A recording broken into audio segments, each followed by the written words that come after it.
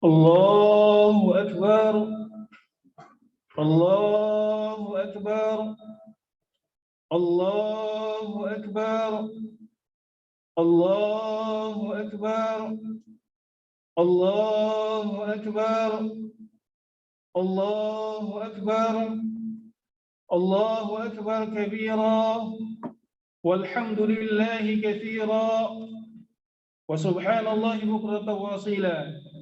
لا إله إلا الله وحده لا شريك له صدق وعده ونصر عبده وعز جنده وهزم الأحزاب وحده لا إله إلا الله والله أكبر الله أكبر ولله الحمد الحمد لله خلق الزمان وفضل بعضه على بعض فخص بعض الشهور والأيام والليالي بمزايا وفضائل يعظم فيها الأجر والحسنات أشهد أن لا إله إلا الله وحده لا شريك له وأشهد أن سيدنا محمدا عبده ورسوله الداعي بقوله وفعله إلى الرشاد اللهم صل وسلم على سيدنا وعبدك ورسولك محمد وعلى آله وأصحابه الهداء الأنام وأنحاء البلاد أما بعد فيا أيها الناس اتقوا الله تعالى بفعل الطاعات قال الله تعالى في كتابه الكريم إنا أعطيناك الكوثر فصل لربك وانحر إن شانئك هو الأبتر.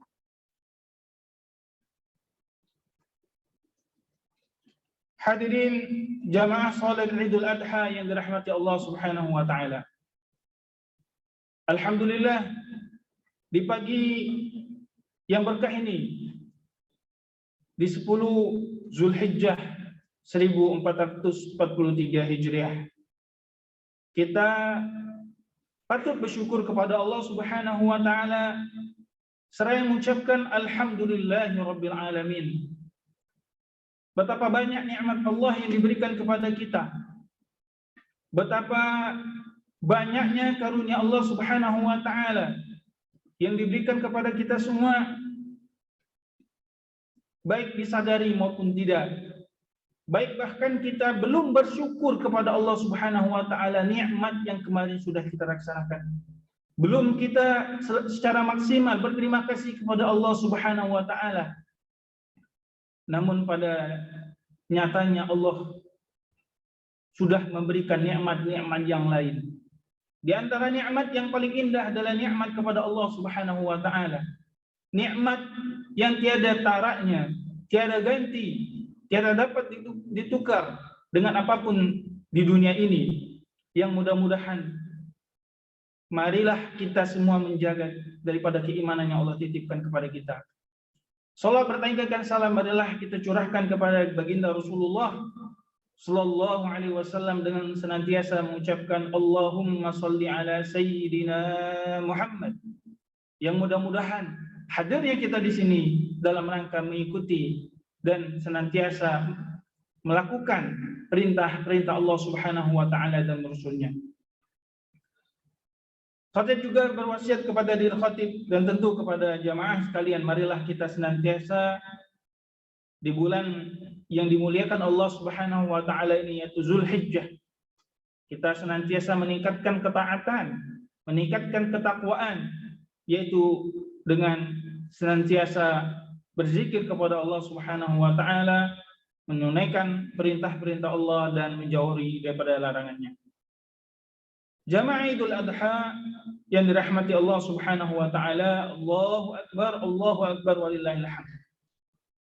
Dalam kesempatan ini, di momentum yang begitu mulia ini, momentum Idul Adha atau Idul Kurban bertepatan dengan pelaksanaan ibadah haji, mengingatkan kepada kita semua tentang beberapa hal hikmah yang dapat kita ambil. Maka izinkan khatib pada kesempatan kali ini menyampaikan satu tema, yaitu keteladanan keluarga dalam menggapai cinta Allah Subhanahu wa taala. Hadirin jamaah Idul Adha yang dirahmati Allah Subhanahu wa taala. Allahu Akbar, Allahu Akbar, walillahil hamd. Jamaah Idul Adha yang dirahmati Allah Subhanahu wa taala. Hikmah yang pertama dapat kita ambil ketika Allah Subhanahu wa taala memerintahkan kepada kita semua untuk melaksanakan, untuk menunaikan rangkaian ibadah Idul Adha, mulai daripada sholatnya, kemudian mendengarkan kedua khutbah, kemudian nanti juga ada syiar ataupun ibadah yaitu berkurban. Dan ini masih diperbolehkan sampai ayyam tasyrik. Artinya kalau hari ini jamaah Idul Adha sekalian tidak atau belum mampu untuk melaksanakan berkurban, mungkin besok dan besoknya lagi masih mempunyai kesempatan. Lalu apakah hikmah yang pertama? Dan bagaimana kita menggapai ridha Allah dan cinta Allah Subhanahu wa taala dalam keteladanan keluarga? Yang pertama adalah keteladanan Nabi Ibrahim alaihissalam dalam menjadi sosok ayah yang terbaik. Jamaah Idul Adha yang dirahmati Allah, Allahu Akbar, walillahil hamd. Allah Subhanahu wa taala berfirman dalam Al-Qur'an, Quran surah Al-Mumtahanah ayat yang kelima, A'udzubillahi minasyaitonir rajim. Bismillahirrahmanirrahim. Qad kanat lakum uswatun hasanah fi Ibrahim wal ladzina ma'ah. Yang artinya telah ada bagi kalian satu uswah hasanah, yaitu teladan yang baik pada diri Nabi Ibrahim alaihissalam dan orang-orang yang bersamanya. Kita tahu di dalam Al-Quran begitu banyak contoh-contoh keluarga-keluarga tauladan. Kenapa begitu penting kita bertakwa, beriman, mengajarkan ketaatan kepada Allah secara kolektif maupun berjamaah, yaitu dalam lingkup keluarga. Karena Allah Subhanahu wa taala sebutkan di dalam Al-Qur'an dalam surah Ar-Ra'd, "Walladzina amanu wattaba'tuhum dzurriyyatuhum biimanin alhaqna bihim dzurriyyatuhum." Yang artinya, dan orang-orang yang beriman dan juga orang-orang yang setelahnya dari mereka itu beriman pula, artinya anak cucunya, maka kami akan gabungkan mereka di surga Allah Subhanahu wa taala. Jamaah Idul Adha yang dirahmati Allah, kita tidak ingin hanya berkumpul di dunia ini saja. Kita tidak ingin hanya reunian di dunia ini saja, tetapi kita inginkan juga bagaimana nanti di akhirat Allah reuni di surganya Allah Subhanahu wa taala. Amin ya rabbal alamin. Lalu bagaimanakah kita menggapai cinta Allah tersebut, menggapai surga Allah tersebut? Maka diantaranya meneladani Nabi Ibrahim alaihissalam. Jamaah Idul Adha yang dirahmati Allah Subhanahu wa taala. Bagaimana Nabi Ibrahim telah memberikan suatu teladan yang luar biasa, menjadi sosok ayah yang panutan bagi semua ayah-ayah, baik di zaman kita sekarang maupun di zaman-zaman kemudian. Bagaimana Nabi Ibrahim ketika mendapatkan perintah oleh Allah Subhanahu wa taala untuk mengorbankan anaknya. Jamaah Idul Adha yang dirahmati Allah. Anak adalah pelipur lara.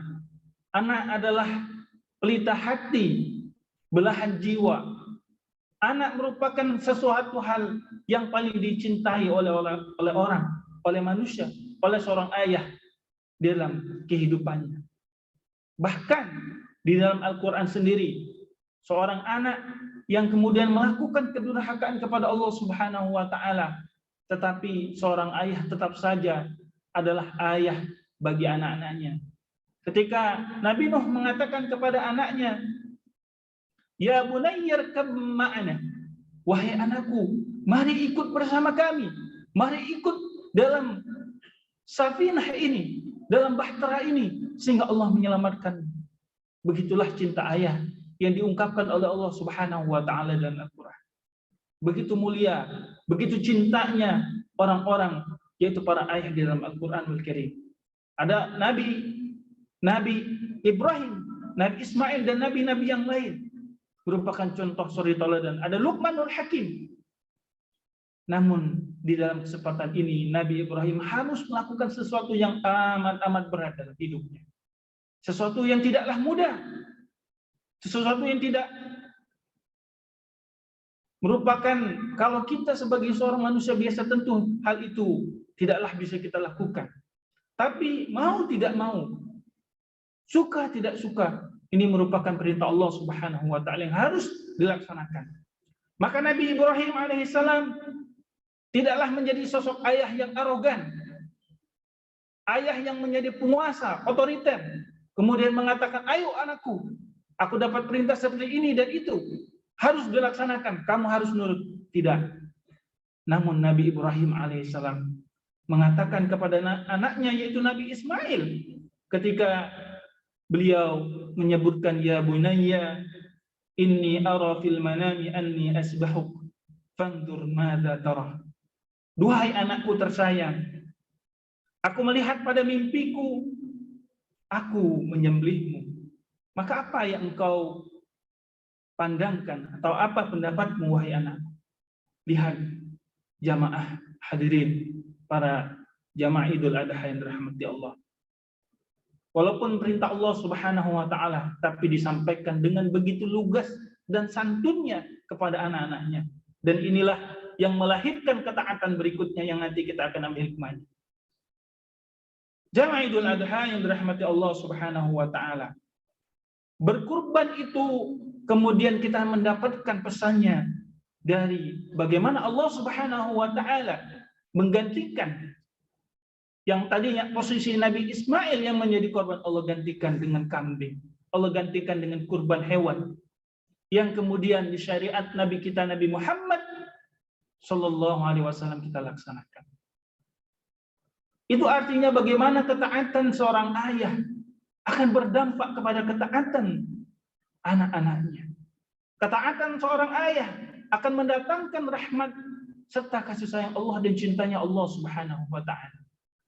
Makanya ketika Luqmanul Hakim diceritakan oleh para ahli tafsir bahwa anak Luqmanul Hakim waktu itu belum beriman kepada Allah Subhanahu wa taala. Belum beriman kepada Allah Subhanahu wa taala sehingga Luqmanul Hakim mengatakan kepada anaknya, "Ya bunayya la tusyrik billah, inna syirka la dzulmun 'adzim." Duhai anakku yang tersayang, janganlah engkau melakukan syirik kepada Allah Subhanahu wa taala. Karena sebesar-besarnya kezoliman adalah syirik kepada Allah Subhanahu wa taala. Cintanya seorang ayah akan berdampak kepada ketaatan kedua anak kepada anak-anaknya. Dan kita pun belajar bagaimana Nabi Ibrahim mendidik anak dengan doa, mendidik anak-anaknya dengan tawakal kepada Allah Subhanahu wa taala. Seraya mengatakan, Allahumma inni, ya Allah, Allahumma ja'alni muqimas salati wa min dzurriyyati. Ya Allah, jadikanlah diriku orang-orang yang senantiasa mendirikan salat dan orang-orang ataupun keturunan-keturunanku. Hadirin jamaah Idul Adha yang dirahmati Allah Subhanahu wa taala. Betapapun hebat otak kita, betapapun pintarnya akal kita, betapapun hebatnya background kita, pendidikan kita, tapi jangan lupakan bahwa sebaik-baik pendidik adalah Allah Subhanahu wa taala. Maka titipkanlah pendidikan yang terbaik itu kepada Allah Subhanahu wa taala, dan itulah dipesankan oleh Rasulullah SAW. Adzabani Rabbi fa ahsana ta'dibi. Tuhanku telah mendidikku, kata Rasulullah SAW, sehingga betul akhlaknya dipuji oleh Allah Subhanahu wa taala, wa innaka la'ala khuluqin 'adzim. Hadirin jamaah Idul Adha yang dirahmati Allah Subhanahu wa taala.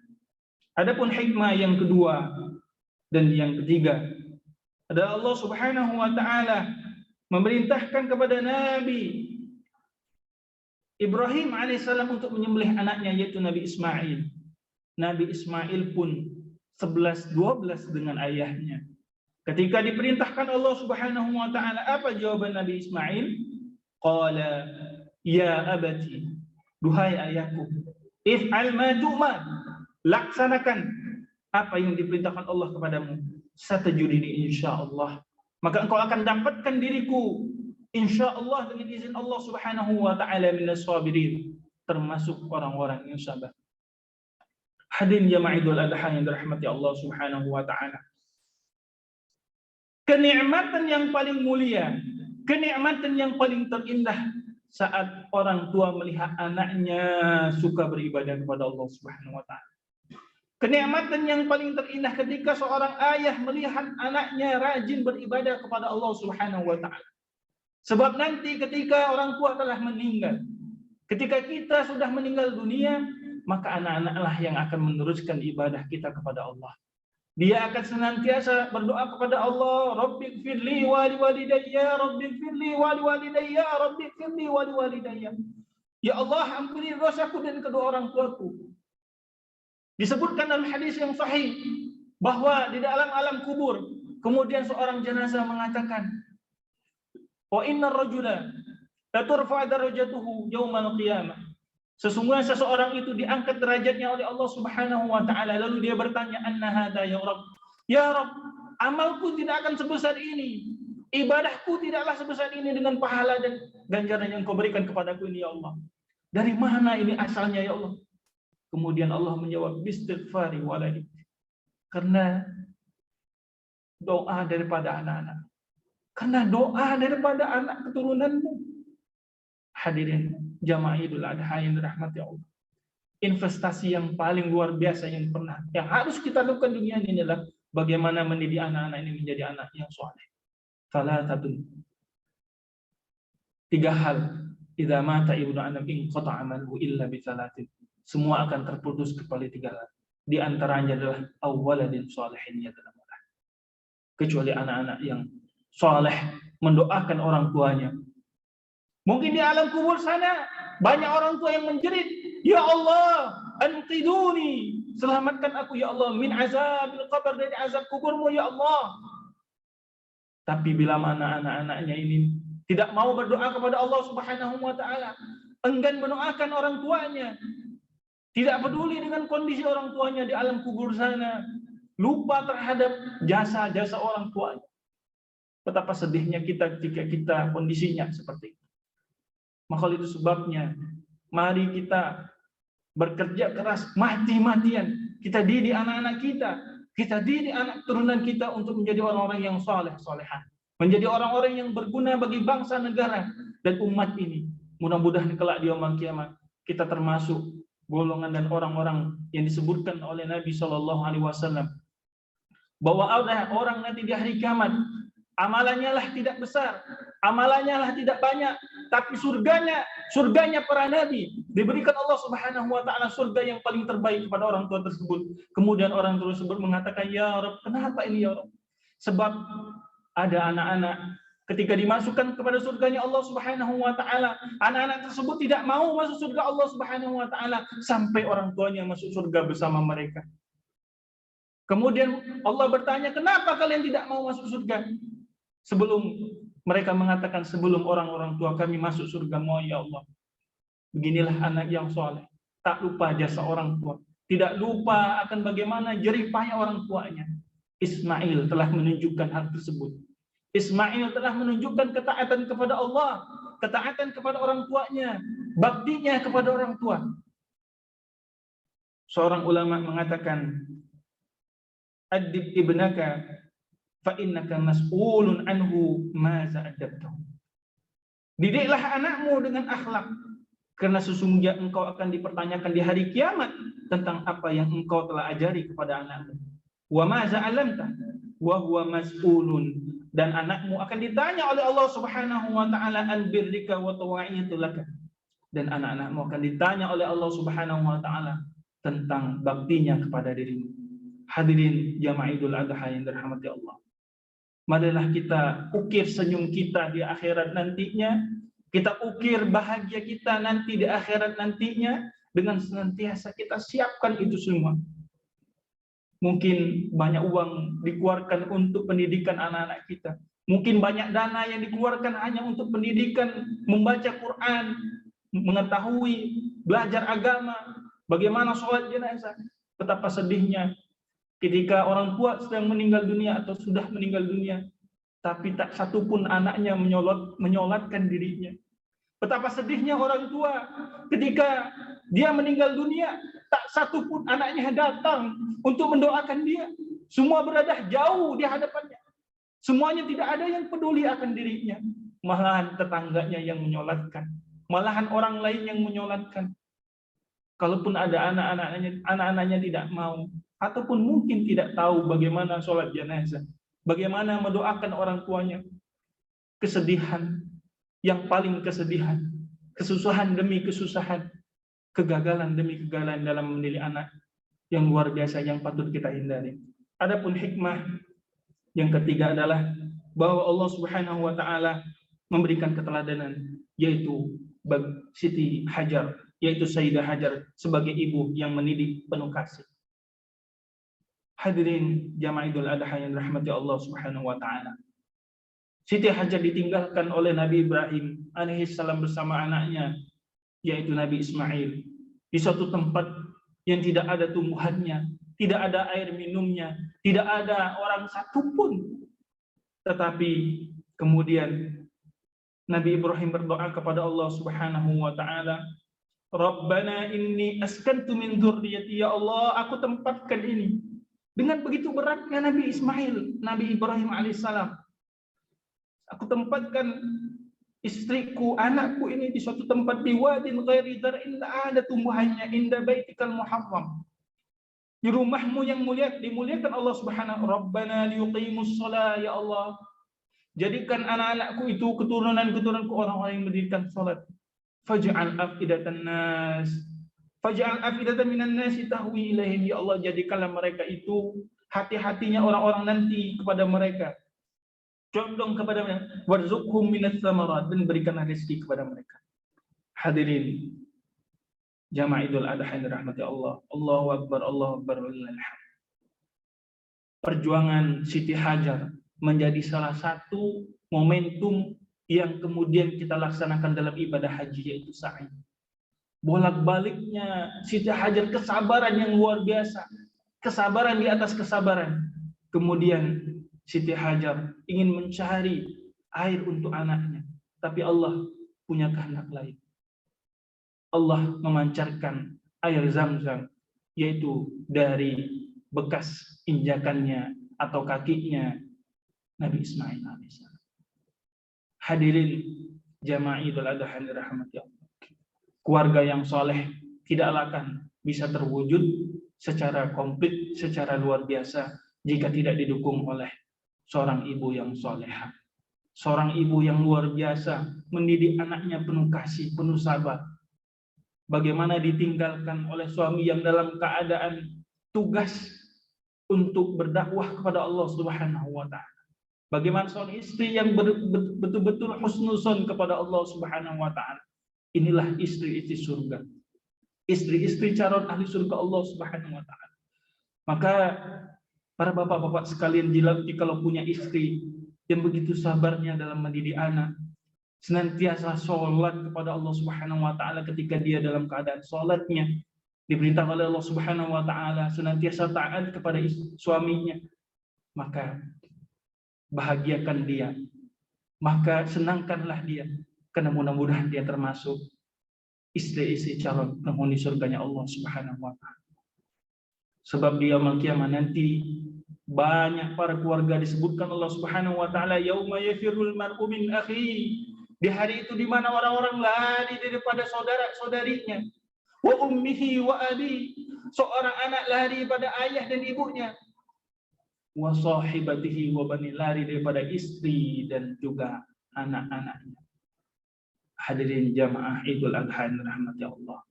Keluarga ini keluarga yang broken home, yang rusak luar biasa. Kenapa? Karena satu sama lain tidaklah peduli akan amar ma'ruf nahi mungkarnya. Oleh itu sebabnya seorang suami berkewajiban mengingatkan istrinya ketika istrinya melakukan maksiat kepada Allah Subhanahu wa taala.